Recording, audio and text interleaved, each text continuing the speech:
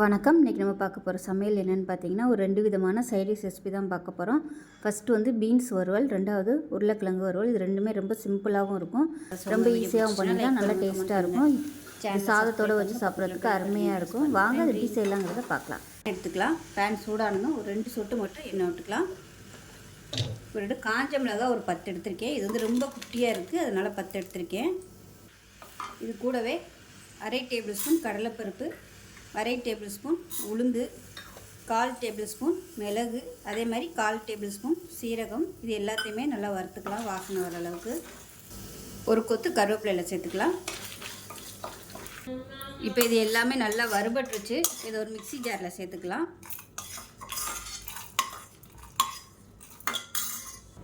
இப்போ இதில் ஒரு 3 பல் பூண்டு சேர்த்துக்கலாம். ஒரு 3 டேபிள் ஸ்பூன் அளவுக்கு துருவன தேங்காய் சேர்த்துக்கலாம். இப்போ இது வந்து நல்லா குறை நரைச்சிக்கலாம். இப்போ ஒரு பேன் எடுத்துக்கலாம். தேவையான அளவுக்கு எண்ணெய் விட்டுக்கலாம். எண்ணெய் நல்லா சூடாயிருச்சு. ஒரு டீஸ்பூன் போல் கடுகு சேர்த்துக்கலாம். ஒரு டீஸ்பூன் சீரகம் சேர்த்துக்கலாம். ஒரு டீஸ்பூன் உளுந்து சேர்த்துக்கலாம். கொஞ்சமாக கருவேப்பிலை சேர்த்துக்கலாம். இது எல்லாமே நல்லா பொரியட்டும். அதில் ஒரு கைப்பிடி அளவுக்கு வெங்காயம் சேர்த்துக்கலாம்.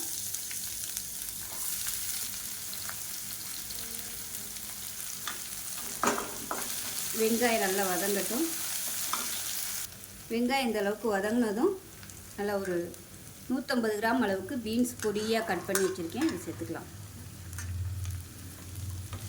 வெங்காயம் லேசாக வதங்கினா போதும். இந்த பீன்ஸும் சேர்த்து வதங்கையில் நல்லா வதங்கிடும். ரொம்ப வெங்காயத்தை வதக்கிட்டோம்னா பீன்ஸு வதங்கி வரையில் கருகி போயிடும். இப்போ மீடியமான ஃப்ளேமில் இதை நல்லா வறுத்துக்கலாம். பீன்ஸுக்கு இந்த ஸ்டேஜில் உப்பு சேர்த்துக்கலாம். மூடி வச்சிடலாம். இப்போ இந்த ஸ்டேஜில் லைட்டாக தண்ணி தெளிச்சுக்கணும்.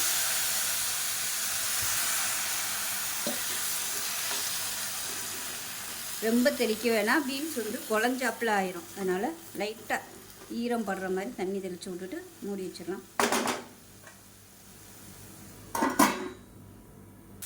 இப்போ பாருங்கள், பீன்ஸ் நல்லா வெந்துருச்சு, தண்ணியுமே நல்லா வத்திருச்சு. இந்த ஸ்டேஜில் நம்ம பொடிச்சு வச்சுருக்க அந்த பொடியை வந்து சேர்த்துக்கலாம். சேர்த்துட்டு நல்லா ஒரு 2 நிமிஷம் பரட்டி விட்டுக்கலாம். இப்போ இதில் மஞ்சள்தூள் சேர்த்துக்கலாம். இப்போ அவ்வளோதான், ஒரு சூப்பரான சிம்பிளான பீன்ஸ் வறுவல் ரெடி ஆயிடுச்சு. ஸோ இதே மாதிரி செஞ்சு பாருங்கள். ரசம் சாதம், சாம்பார் சாதத்துக்கெலாம் அருமையாக இருக்கும். இப்போ ஒரு கடாய் எடுத்துக்கலாம். தேவையான அளவுக்கு எண்ணெய் விட்டுக்கலாம். எண்ணெய் சூடானதும் ஒரு டீஸ்பூன் சோம்பு சேர்த்துக்கலாம். இப்போ சோம்பு பொரிய ஆரம்பிக்குது, கருவேப்பிலையில் சேர்த்துக்கலாம். இப்போ ஒரு 150 கிராம் உருளைக்கிழங்கு சின்னதாக கட் பண்ணி தண்ணியில் நல்லா அலசிட்டேன். அந்த ஸ்டார்ச் எல்லாமே போகிற அளவுக்கு தண்ணியை வடிய விட்டுட்டு சேர்த்துக்கலாம்.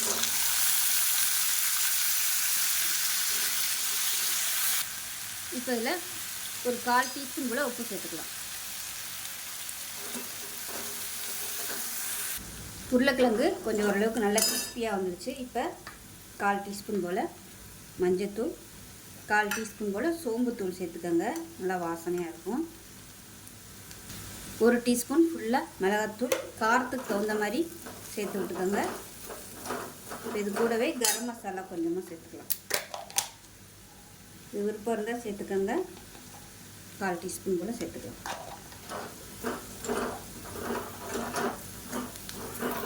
இப்போ இது கூடவே ஒரு அரை டீஸ்பூன் அளவுக்கு அரிசி மாவு சேர்த்துக்கலாம். இது வந்து நல்லா கிறிஸ்பியாக வரும்.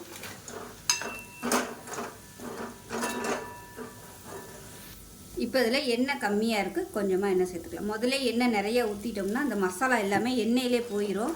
அதனால் ஃபஸ்ட்டு கொஞ்சமாக எண்ணெய் ஊற்றிட்டு பத்தலைன்னா அதுக்கப்புறமா கொஞ்சமாக ஊற்றி நல்லா ரோஸ்ட் பண்ணி எடுத்துக்கலாம். அது நல்லா அப்படியே ரோஸ்ட் ஆகட்டும். இப்போ இதில் 2 பல் பூண்டு தட்டிட்டு சேர்த்துக்கலாம். இப்போ இதையும் நல்லா ரோஸ்ட் பண்ணிக்கலாம்.